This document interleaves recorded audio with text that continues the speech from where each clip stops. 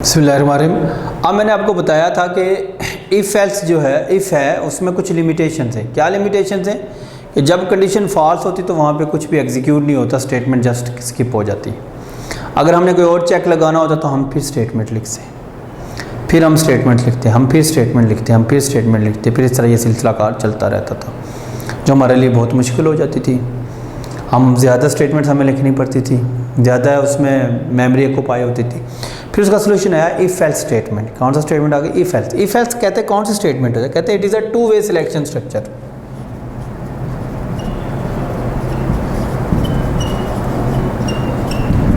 कौन सा selection structure है? Two way selection structure. Two way के मीनिंग क्या है, वर्किंग कैसे है? कहते हैं ऐसा सिलेक्शन स्ट्रक्चर है जिसमें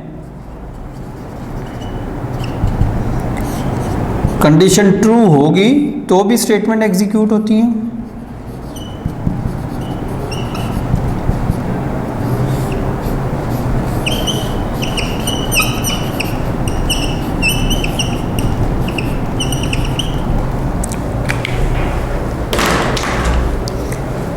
और अगर कंडीशन फॉल्स भी होगी तो भी स्टेटमेंट्स एग्जीक्यूट होती हैं।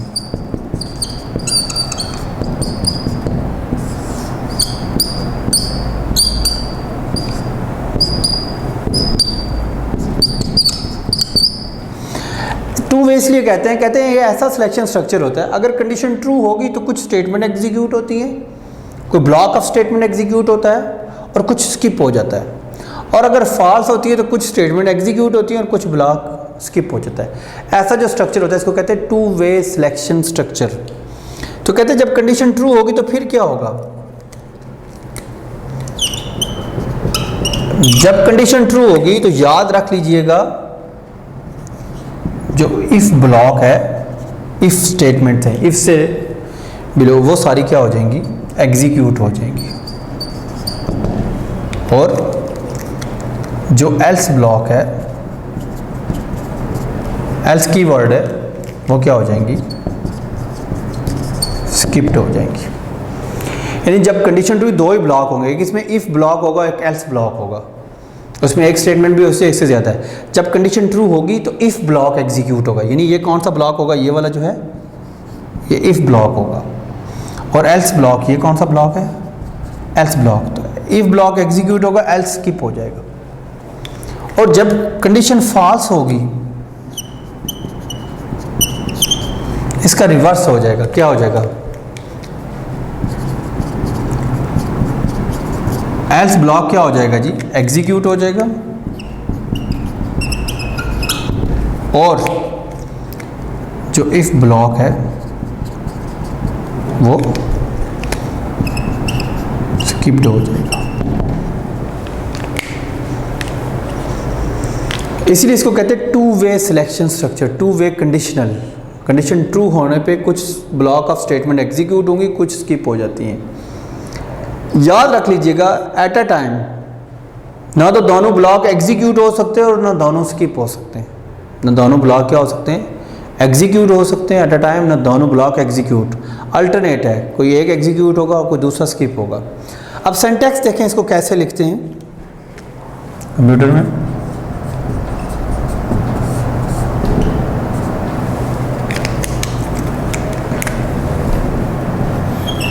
If condition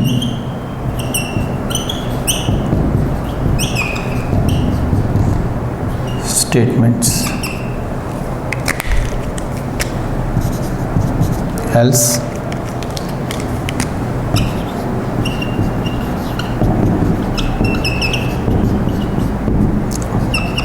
यह इसलिए डालता होता हूँ कि एक स्टेटमेंट भी वैसे एक से ज़्यादा है। ये इसका सिंटैक्स है।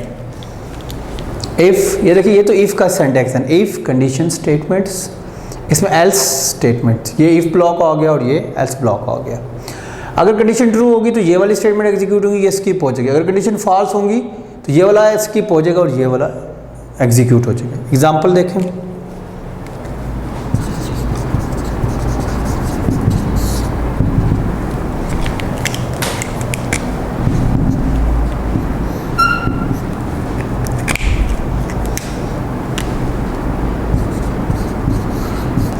वही x ग्रेटर देन y वाला ही कर दिया मैंने।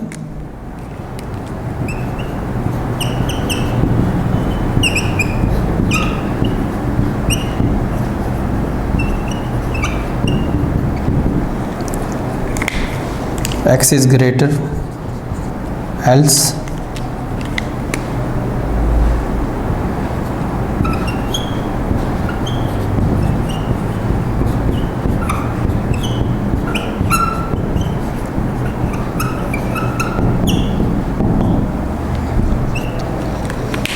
सिंपल। ये देखिए मैंने एग्जांपल लिखी है।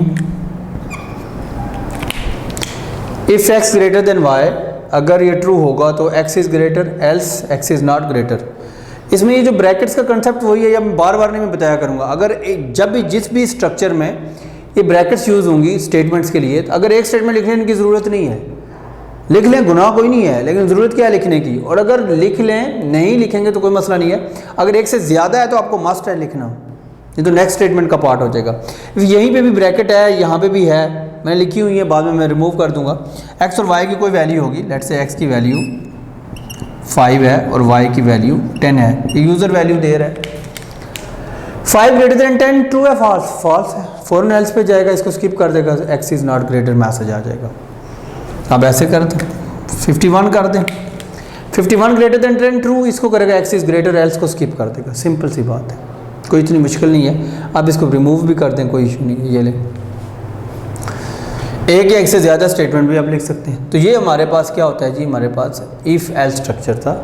अब हम इससे रिलेटेड कुछ प्रोग्राम लिखेंगे ताकि प्रैक्टिस और बेहतर हो जाए। काफ़ी सारे प्रोग्राम हम लिख सकते हैं तो बेहतर हो जाएगा इंशाल्लाह।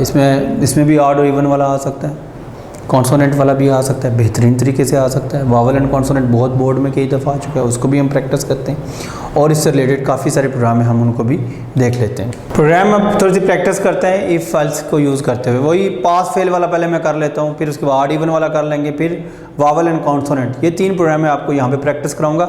बाकी बुक में बहुत सारे प्रोग्राम बने हुए हैं, जो दिमाग में आता है आप उसके अकॉर्डिंग उसको लेके चलें। ये चीज़ करें तो ऐसा होगा। चेक पॉइंटिंग है, चेक्स लगा रहे हैं, ये होगा तो ये होगा, ये होगा तो ये होगा।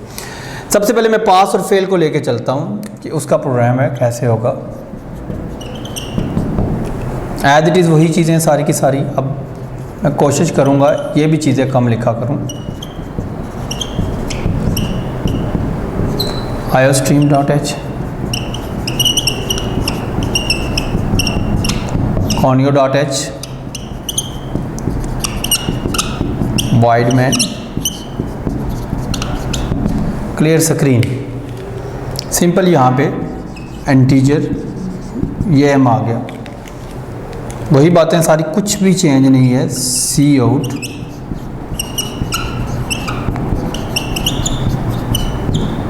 इंटर मार्क्स,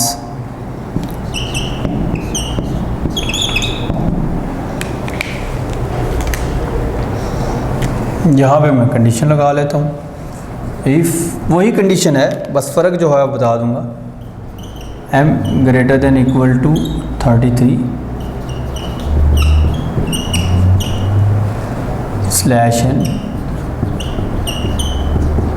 पास। और दूसरा इफ़ लिखने के बजाय मैं एल्स लिख लेता हूँ।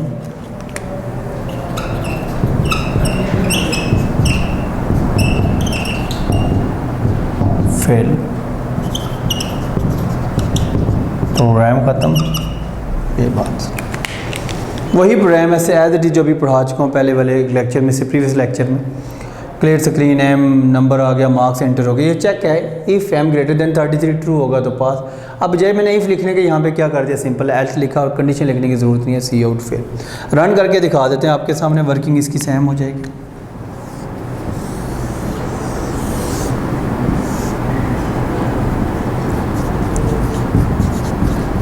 ये ड्राई रन है ये।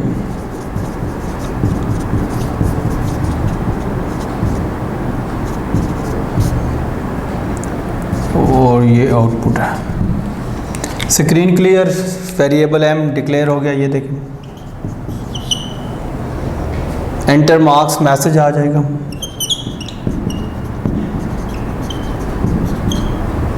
कर्सर ब्लिंक करोगे, m को वैल्यू कोई वैल्यू दे दे, 34 m में 34 आ जाएंगी। m greater than equal to 33 true, 34 greater than equal to 30 true, तो क्या आ जाएगा यहाँ पे पास। ये इसकी प्रोग्राम ख़त्म, सिंपल प्रोग्राम है, कोई मुश्किल नहीं है, कोई इतनी बड़ी चीज़ है नहीं है इसमें। फिर रन करें जी, एंटर मार्क्स, मैं कहता हूँ जी आप दे दें 3 दे दें। अब यहाँ पे 3 आ गए, 3 greater than equal to 33 false, false पे क्या लिखा हुआ है फेल, यहाँ पे क्या आ जाएगा फेल। 50 वाला क्राइटेरिया दे दें। ये कई दफ़ा बोर्ड में शॉर्ट क्वेश्चन आता है कि प्रोग्राम लिखें जो that accept that input a number that input marks, उसके बाद क्या करता है ये चेक करे वेदर इट इज़ पास और fail, print the message fail और पास, ये सारी की सारी चीज़ें इसी से रिलेटेड है। अब वही ऑड और इवन वाला भी इधर कर लेते हैं, वो भी चेंज कर लेते हैं, कोई इशू नहीं है। बाकी सारी चीज़ें तो यही रहेंगी एज इट इज़। या आपने अलग-अलग प्रोग्राम लिखने, इंटर नंबर मैं कहता हूँ चलो m कर लेता हूँ यहाँ पे ना,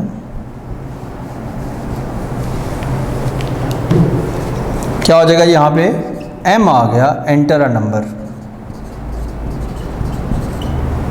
आपने अलग-अलग प्रोग्राम नोट करने हैं अपने पास, एक ही प्रोग्राम के अंदर कटिंग नहीं करनी है आप लोगों ने, अलग करे, वो अलग प्रोग्राम थे ये अलग है, तो क्या हो जाएगा n कर दिया मैंने वेरिएबल का नाम, तो अब n हो जाएगा यहाँ पे समझ लें। और मैसेज भी चेंज हो गया, मैंने इंटर अ नंबर कर दिया, तो जब रन करेंगे तो यहाँ पे नंबर आ जाएगा।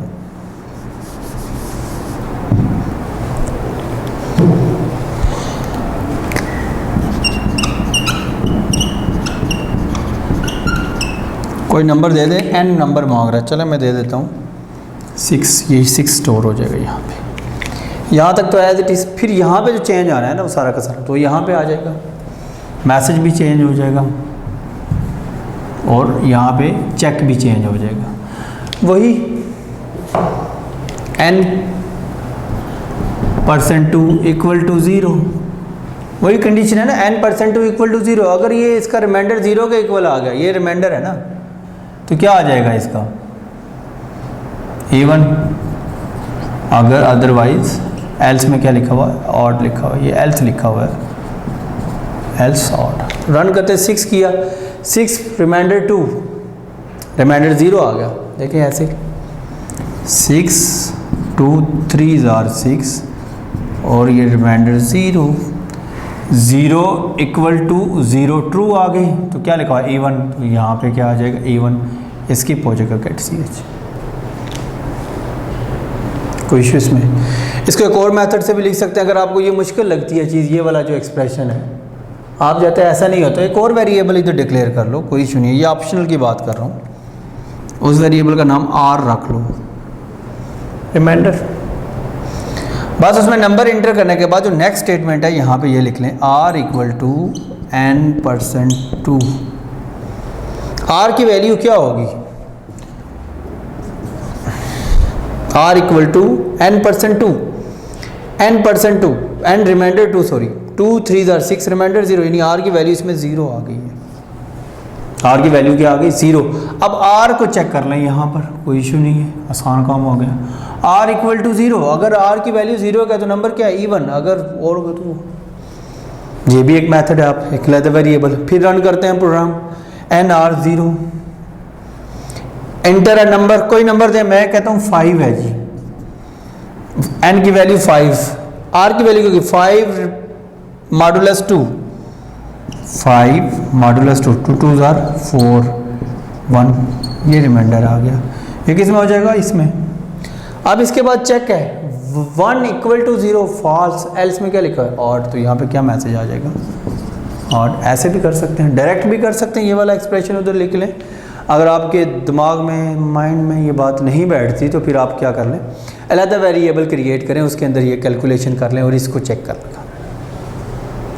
कोई इशू इसमें, ये ऑड इवन था और बहुत सारे प्रोग्राम हैं। नंबर इंटर करें, वो नंबर जो है वो इक्वल है या किसी नंबर के इक्वल नहीं होगा, इस तरह का है, 10 के इक्वल है, 15 के इक्वल है, कुछ नंबर इंटर करें, चेक लगाएं, जिस तरह मर्ज़ी करें, ये सारे के सारे प्रोग्राम इससे रिलेटेड है। एक और प्रोग्राम मैं खुद लिखवा दूँ क्योंकि बोर्ड में भी लॉन्ग क्वेश्चन की फॉर्म में भी आता है, write a program that input a character. क्या है? इनपुट अ करेक्टर, करेक्टर एक इनपुट कराएंगे। उसके बाद and display whether it is vowel और कॉन्सोनेंट, वावल है या कॉन्सोनेंट है, यानी मल्टीपल चेक्स हमें उसमें लगाने पड़ेंगे। वावल AEIOU, अपर केस में भी ये वावल है और लोअर केस में भी वावल है। हम उसके लिए एक प्रोग्राम लिखते हैं सिंपल सा, थोड़ा टेक्निकल होगा, थोड़ा देख लेते हैं उसको। तो ये चीज़ें एज इट इज़ ही आएंगी, ये चीज़ें सारी की सारी एज इट इज़ आएंगी। यहाँ पे जो चीज़ें चेंज करने वाली हैं वो मैं इंशाल्लाह चेंज करूँगा, वावल है या नहीं। Clear screen. अब वावल करेक्टर हैं, कितने करेक्टर हैं वैसे पता होना चाहिए, AEIOU। अपर में भी कंप्यूटर है, कंप्यूटर खुद नहीं उसको पता होता है AEIOU। यानी अगर बात करें चेक करने के लिए कितने करेक्टर है, A भी है, E भी है, IOU 5, ये है 5, 10 करेक्टर्स हैं। इसका मतलब है मुझे या तो 10 स्टेटमेंट यूज़ कर लूँ इफ़ की, हर करेक्टर को चेक करूँ ये वावल है कॉन्सेंट, या एक स्टेटमेंट चेक रखूँ और सब उसमें चेक कर लूँ, दोनों ऑप्शन है हमारे पास। तो सबसे पहले इंटर करने के लिए करेक्टर वेरिएबल होना चाहिए, तो एक करेक्टर वेरिएबल क्रिएट करते हैं, CHAR 4 होता है। करेक्टर वेरिएबल का कोई नाम भी लिख लें, अक्सर और बेशतर बुक्स में CH लिखा होता है करेक्टर वेरिएबल का नाम। इसका कतन मतलब नहीं है कि CH ही रखें, आप X रख लो, Y रख लो। वो CH इसलिए रखते ताकि लोगों को समझ आते ये करेक्टर वेरिएबल है, कोई रूल नहीं है ये। तो मैं भी CH ही रख लेता हूँ क्योंकि आपने जब बुक देख रही है तो उसमें भी CH ही लिखा होगा। तो यहाँ पे हम CH वेरिएबल, यानी करेक्टर वेरिएबल का नाम है CH और इसमें स्टोर ही करेक्टर होगा, ये मेमोरी क्रिएट होगी। अब Cout मैसेज आए क्या, एंटर अ करेक्टर, जिसको आपने चेक करना है। करेक्टर लेने के लिए CIN स्टेटमेंट भी चल सकती है, तो हम क्यों ये चलाएं, हमारे पास एक और ऑप्शन जो है गेट CH हमने क्यों पढ़ी हुई है, इसलिए तो पढ़ी थी ना, CH equal to get CHE। अब यानी स्क्रीन पे जब रन करेंगे तो इस तरह मैसेज भी आएगा, एंटर अ करेक्टर, कोई करेक्टर इंटर करें ताकि चेक करना है ना वावल है या कॉन्सोनेंट है। मैं यहाँ पे स्मॉल आई करता हूँ तो ये CH में स्मॉल आई स्टोर हो जाएगा, ये देखिए CH। अब चेक लगाना है वावल है या कॉन्सोनेंट है, कैसे चेक करेंगे, या तो एक मेथड है, हर एक इस करेक्टर को हर एक के साथ चेक करते जाओ, इफ 10 इफ यूज कर लो, बेहतर 10 इफ यूज कर लो बेहतर, और एक एल्स यूज कर लो, लेकिन मुश्किल हो जाएगा। हम एक इफ यूज करते हैं मल्टीपल, अब कितने कंडीशन चेक करनी, 1 2 3 4 5 6 7, यानी मैं कहता हूँ एक ही कंडीशन यूज करते हैं, इफ CH हमारे पास पड़ा हुआ है, CH में करेक्टर पड़ा है इक्वल टू किसके, अगर A के इक्वल होगा, ये ऐसे करेक्टर कांस्टेंट चेक किए जाते हैं। CH में कोई भी वैल्यू होगी, I है, I equal to A, true है फॉल्स, फॉल्स, तो फिर नेक्स्ट चेक करें, I equal to E, I equal to I equal to O, I equal to U, यानी इतने चेक लगाने हैं। इसका मतलब A के साथ चेक करें, फिर E के साथ चेक करें, ऊपर बाहर तो नहीं हो रही है,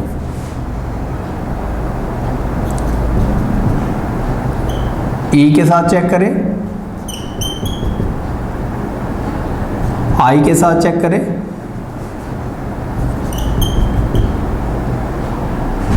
स्मॉल O के साथ चेक करें, स्मॉल U के साथ चेक करें,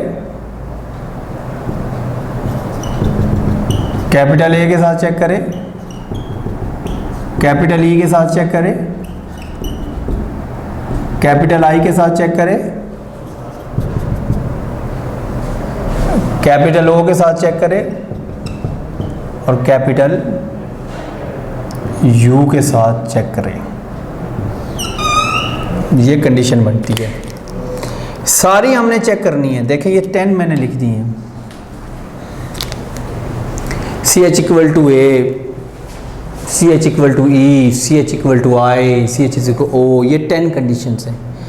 कहते इनमें से कोई एक भी ट्रू हो तो वो वावल होगा, या तो ये अलग-अलग लिख लो या मैंने कंबाइन लिख दी। अब एक से ज़्यादा अगर कंडीशन को हमने कंबाइन करना हो तो उसके लिए लॉजिकल ऑपरेटर यूज़ होते हैं। Logical operator are used to form a compound condition compare two और मोर देन टू कंडीशन। तो दो कंडीशन आ गई, इसको भी चेक करना है, इसको भी चेक करना है। अब हमने चेक करना है कि इनमें से कोई एक भी ट्रू हो तो हमारा रिजल्ट आना चाहिए वावल। तो उसके लिए कौन सा ऑपरेटर यूज करेंगे? और। तो हर एक में यहाँ पे क्या यूज हो जाएगा? ये और, यहाँ पे और, यहाँ पे और, इससे पहले यानी उधर और, ये और, ये और, ये और, ये और ये और। अब कहते हैं ये जो सी एच है ये इसके साथ चेक करेगा, अगर ये ट्रू हुआ या ये ट्रू हुआ, इनमें से कोई एक ट्रू हो गया, सिंपल एक मैसेज आ जाएगा, क्या? सी आउट। ये तो कंडीशन है ना, ये पूरी एक कंडीशन है, cout it is vowel, else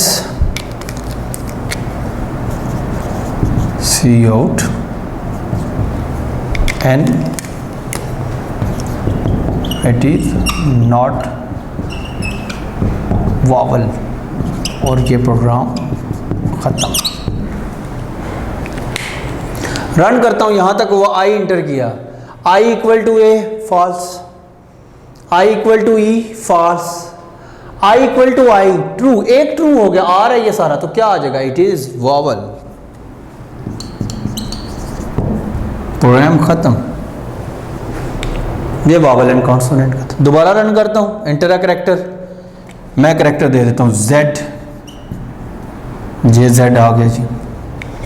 अब चेक करते हैं इसको, z equal to A false, z equal to E false, z equal to I false, z ये सी एच की जगह है, z equal to O false, u false, a false, e false, i false, ये o capital false, u false. इनमें से कुछ भी match नहीं हुआ, और है कुछ भी नहीं हुआ, एक हो जाता तो ट्रू हो जाता। तो ये कंडीशन क्या होगी ओवरऑल? ये कंबाइन कंडीशन है, कंपाउंड, ये फॉल्स होगी। तो एल्स में क्या लिखा है? It is not a vowel, it is not a vowel. ये प्रोग्राम बन गया। तो ये वावल एंड कॉन्सोनेंट का प्रोग्राम था, ये आपको आना चाहिए हर लिहाज से। ये बोर्ड में लॉन्ग क्वेश्चन भी आता है, शॉर्ट की मद में भी आ ही सकता है, तो ये पता होना चाहिए। इस तरह बहुत सारे प्रोग्राम हैं। अब ये जो इफ एल्स हमने पढ़ा स्ट्रक्चर, इसका एक अल्टरनेटिव भी है, उसको कहते हैं कंडीशनल ऑपरेटर। क्या कहते हैं उसको? Conditional operator. तो वो अभी कंडीशनल ऑपरेटर हम पढ़ लेते हैं, उसको देख लेते हैं। कंडीशनल ऑपरेटर ये भी हमारे सिलेक्शन स्ट्रक्चर, कंडीशनल स्ट्रक्चर में है। कहते ये भी हमारे पास टू वे सिलेक्शन स्ट्रक्चर है।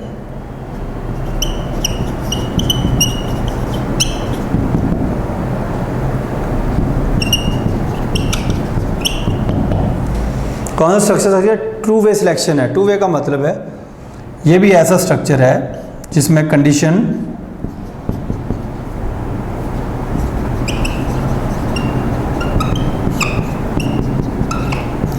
ट्रू होती है, कुछ स्टेटमेंट एग्जीक्यूट होती हैं, और कंडीशन जब फॉल्स होती है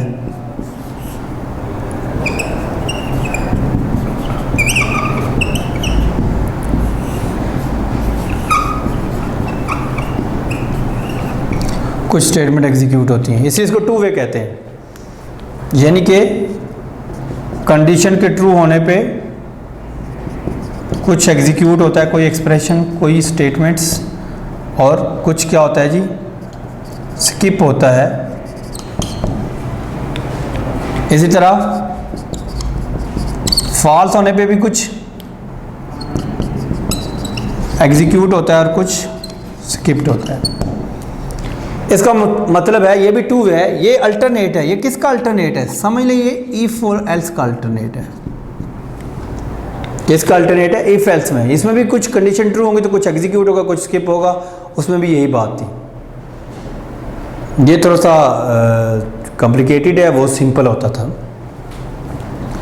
इसको डिनोट किससे कहते हैं? Question mark and colon sign से इसको रिप्रेजेंट किया जाता है। किससे किया जाता है? Question mark and colon sign से हमारे रिप्रेजेंट करता है।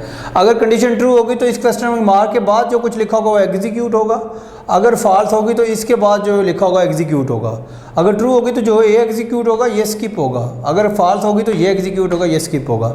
सिंटैक्स देख ले क्योंकि अल्टरनेटिव है, इफ एल्स का सारा के सारी वर्किंग उसकी उसी तरह से है, कंडीशन चेक होती है, ट्रू या फॉल्स हो जाता है। तो सिंटैक्स देखें, असल चीज़ ये चीज़ है।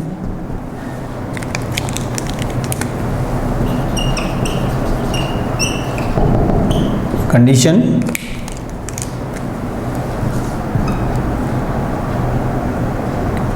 क्वेश्चन मार्क,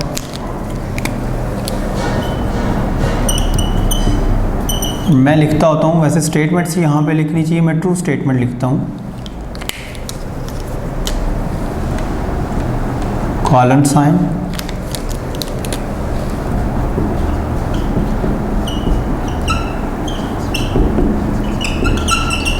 फॉल्स स्टेटमेंट और semicolon. True statement, colon sign, false statement. Condition कहते हैं यहाँ पे कंडीशन है जो चेक की जाएगी, अगर ये कंडीशन ट्रू होगी तो यहाँ पे जो लिखा होगा वो स्टेटमेंट एक भी हो सकती है, एक से ज़्यादा है, कॉमा डाल के जितनी मर्जी स्टेटमेंट डालते जाएं। अगर ये फॉल्स वाली, अगर ये फॉल्स होगी तो ये वाला स्किप हो जाएगा, ये एग्जीक्यूट हो जाएगा। बहुत सिंपल है, वही इफ है। एग्जाम्पल देखें, बेहतर समझ आ जाएगी आपको।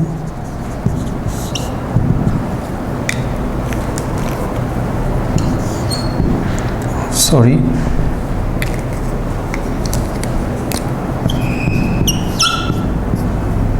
x greater than y,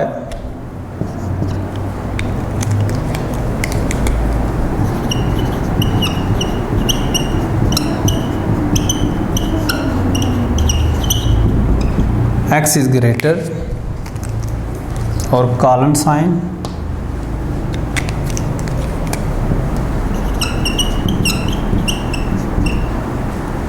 आगे मैं लिख रहा हूँ x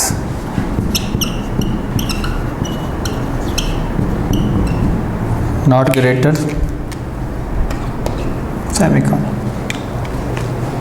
वही देखिए कंडीशन, ये एक इसका ऑपरेंड, इसको टर्नरी ऑपरेटर भी कहते हैं, मैं यहाँ लिखना भूल गया। 3 ऑपरेंड्स हैं इसमें, first operand, second and third. तो कोई वैल्यू x और y को दें, तो x की वैल्यू है 10, y 15, 10 ग्रेटर देन 15 फॉल्स। तो फॉल्स किस क्या है, कॉलन साइन के बाद, x इज नॉट ग्रेटर, बात खत्म। अब इसको 20 करें, 20 greater than 15 true, x is greater, ये स्किप हो जाएगा, ये प्रिंट हो जाएगा।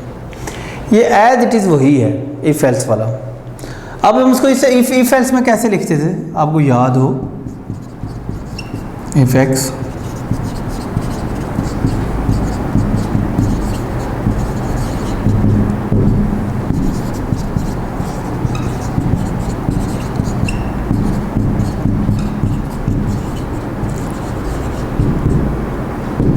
ये देखें सिंपल, x इज़ ग्रेटर, वही x greater than y, x is greater else y, यही सेम, कोई फ़र्क नहीं है। ये थोड़ा सिंपल होता है, ये थोड़ा कॉम्प्लिकेटेड होता है, दोनों यूज़ हो सकते हैं, जो दिल करे आपका यूज़ करें, ये यूज़ करें, ये करें। बोर्ड में आ सकता है, इसको इसमें कन्वर्ट करें, इसको इसमें कन्वर्ट करें, मेथड बता दिया। जो इधर लिखी होगी ये इफ़ ब्लॉक होता है, ये एल्स ब्लॉक होगा, ये कंडीशन होगी। तो ये जितने प्रोग्राम हमने इफ़ एल्स से किए थे वो सारे के सारे इसके साथ हो जाते हैं। इसकी जितनी प्रैक्टिस हो सकती है आप सारी की सारी प्रैक्टिस करें ताकि बेहतरीन अंदाज से ये काम हो। तो ये हमारा टॉपिक हो गया इफ़ एल्स और कंडीशन ऑपरेटर भी कंप्लीट। इंशाल्लाह नेक्स्ट जो हमारा लेक्चर होगा वो होगा इफ़ एल्स इफ स्टेटमेंट, उसको किसको कहते हैं, फिर नेस्टेड इफ़ एल्स को देखेंगे, स्विच स्टेटमेंट देखेंगे। तो सिलेक्शन स्ट्रक्चर का कुछ पोर्शन हमारा इंशाल्लाह कंप्लीट होगा।